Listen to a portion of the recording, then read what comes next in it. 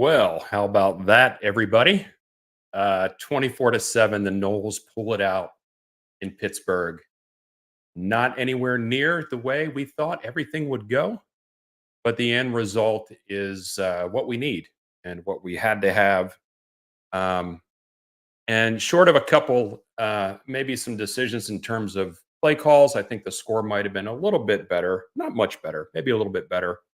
Maybe you take three early on in the game.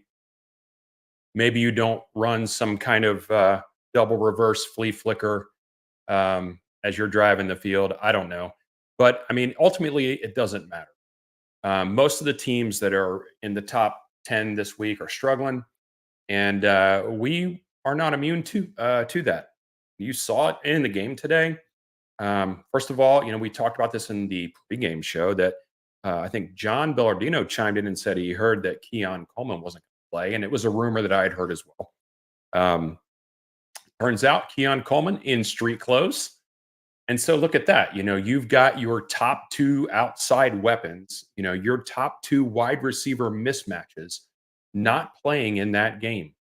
And that's a problem, right? I mean, it turns out that the team is still talented enough and has weapons enough to overcome those things. But the running game wasn't great, but we've known that all year too, right? The running game is almost like it does maybe just enough, but it's not anything that you can necessarily count on to pound the ball throughout the course of a game to get control of the trenches.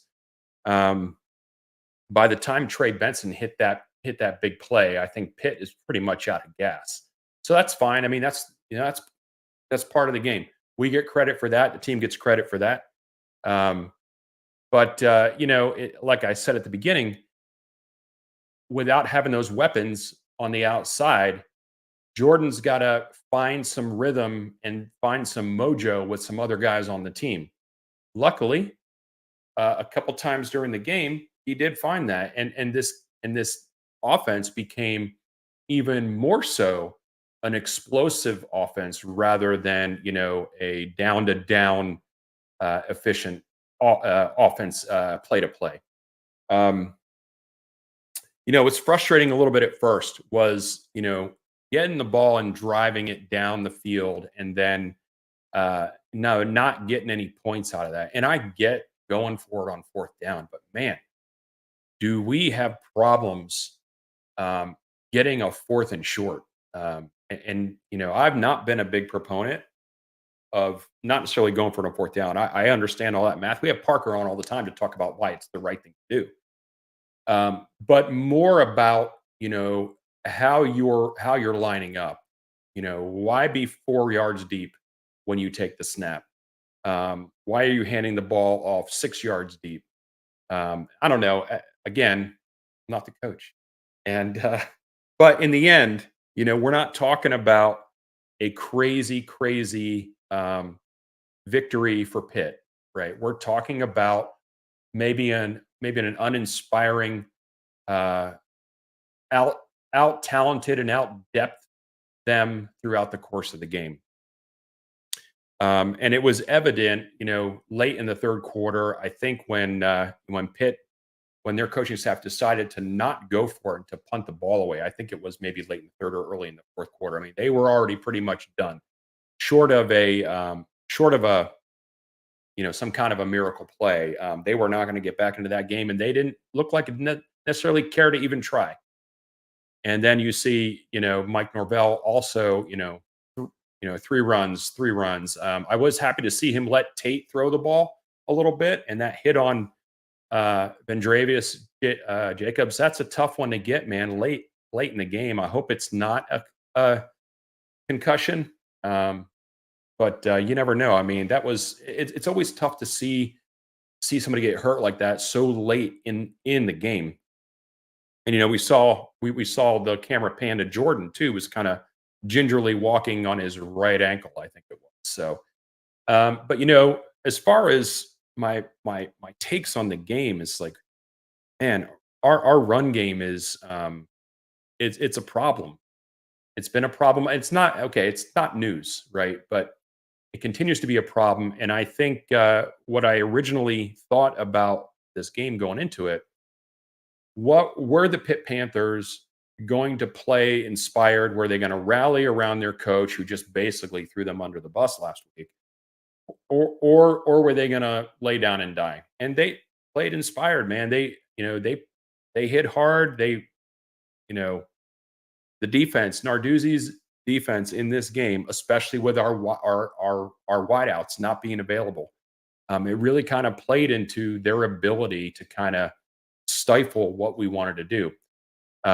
So the first take on that is, yeah, the running game is definitely an issue, and continues to be an issue.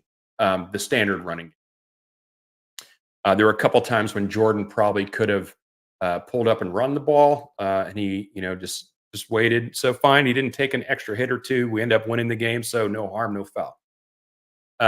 As far as the tight ends played well, right? Jaheim Bell had a couple of good catches. Marquiston had a touchdown. Morlock had a big play or two.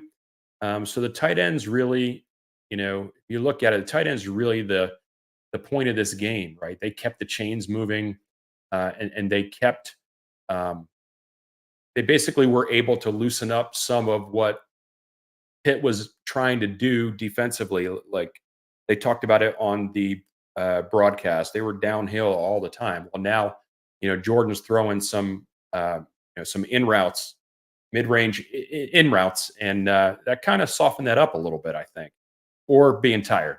So I thought the defense today played quite well, and yeah, they got hit for a couple big plays, but Fentrell came back and poked that ball out. I mean, that's a big play, man. You do not want to give, especially in an away game, you do not want to give an outmanned team any more hope than you can, right? And they hit that big play, and that guy's basically running down thinking he's going to score. Ventrell, doesn't give up on the play, comes out, pokes the ball out, and then can't remember who jumped on the ball there at the end, but um, touchback, and you could see the Pitt fans when they pan to the Pitt fans. You got to be kidding me. So we got a comment here. Let me throw this up real quick from T Murray 1578. I'm just happy we got out of there with a win, but Mike was very vanilla today. But 9-0 is sweet, sweet vanilla, right? Yeah, I mean, I don't know if vanilla is the right word. I think he had to kind of dial it back a little bit because his normal go-to playmakers. You got Johnny Wilson out, you got Keon Coleman out, you've got Hakeem Williams out. So, I mean, I think there's maybe a little bit of trepidation on what they can do and maybe what they can't do. He would probably tell you that the full playbook is open all the time, regardless of who's in there. It's next man up, and they just got to do what they got to do. But I'm sure there's some thought process into what those particular players that were available today do well. 9-0 is sweet. Before the season started, I picked Pitt, not necessarily as a trap game, but as one that we could possibly lose, and because of where it fell. Going into the game today, I didn't think it would be a trap game, but you know, you've got Miami next week. You just beat the bejesus out of Wake Forest last week, and you're on the road with several of your high level playmakers not available to you. Luckily, Florida State is an offense built for playmakers, and we had enough today to make the game a win and we didn't cover the spread, right? So does that matter? Only if you're a betting man. But we won the game, and while I was not happy with the way things kind of progressed throughout the game, I never internally felt like Florida State was not in control of what was going to happen. It, I did not feel, especially when we went up 17-7, right? At that point, I'm like, the chances of Pitt putting together several drives was very, very small. The defense had been playing very well. Um, But you know, you get a win, and in my opinion, a convincing one.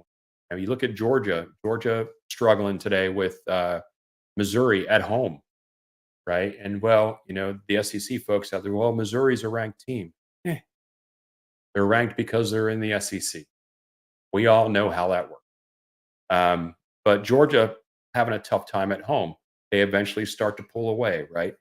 Um, Oklahoma lost again today. Um, Ohio State struggled today with Rutgers, right? Not exactly the behemoth of the football world, but this happens. There are no great, outstanding, dominant teams this year. None. Michigan hasn't played anybody. So, I mean, I don't see Florida State as any different than those teams. We're talking about it on the broadcast, style points, whatever. We won the game. We could have put more points on the board at the end. We didn't. Uh, and we got a conference road game win. Looks like my video may have back in there. There we go. Does anybody else listening right now jumping in the comments right now if you want to? Ryan, as I mentioned in the pregame show, is doing the dastardly deal of moving. And if you know about that action, the moving action, that is no fun at all. We do not wish him. Uh, we wish him well, because he's not only is he going through it today, but he's going to be extra sore tomorrow. So Ryan, we love you, brother. The Noles won today. He texted me on his way down to Tampa, and he said, "Keon's out." I guess he didn't know at the time, and I said, "Yeah," and it's not going so well. So that's why Ryan's not on the show tonight. Final wrap up. If nobody has any additional comments, we wanted to be 9-0, and we are.